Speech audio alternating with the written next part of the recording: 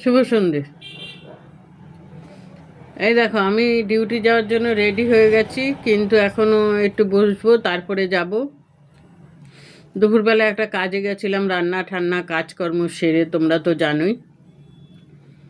সেই কাজটা যখন গেলাম, লোকটাকে বললাম, দেখুন এখানে না ডবল ডবল আছে সব, আপনি দেখে সিঙ্গেল সিঙ্গেল একটা করে জেরক্স করে দিন। লোকটা বলল ঠিক আছে ঠিক আছে। কি করেছে জানো? সব সেই ডবল ডবল জেরক্স করে দিয়েছে। কি বলবো বলো তো, লোকেরা না লোকের কষ্টটা বোঝে না জানো। 160 টাকার আমার জেরক্স করতে লাগলো, এটা আমার 80 টাকায় হয়ে যেত বলো। লোকটাকে যাওয়ার সময় তো ভালো করে ঝাড় দিয়ে যাব, তারপরে দোষ আমারও আছে। আমি ওখানে সেই দাঁড়িয়ে বসে রইলাম, আমি যদি কাগজগুলো দেখে দেখে দেখে দেখে ওনাকে দিতাম, তাহলে এটা হতো না।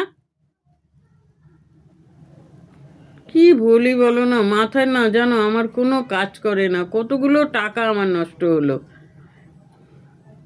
কাজটা আদৌ হবে কি না জানি না। তা যাই হোক, টাকাগুলো কত কষ্ট করে রোজের রোজগার করতে হয়। আমার খুব গাটা কচকচ করছে, তুমি জানো না। আমার এত রাগ হচ্ছে না বন্ধুরা, তোমাদের কি বলবো। রাগে আমি সন্ধেবেলা একটু টাইম পেয়েছি, মানে পুজো টুজো দিয়ে আমি বলি ভালো করে কাগজগুলো দেখি, তো দেখি সব ডবল ডবল করে দিয়েছে। কিন্তু লোকটাকে বললাম, ও জেরক্স করার সময় ও কাগজই দেখেনি, ও নিয়েছে ফেলেছে, জেরক্স করেছে রেখে দিয়েছে। ভাল লাগে না। লোককে কত বলবো বলো তো, কত বলা যায়। ভুল আমারও কিছু ছিল, আর লোকটা তো টাকা পাবে দেখে ভুল না ঠিক উনি সেটা বোঝেনি। উনি ওনার টাকা নিয়ে কথা।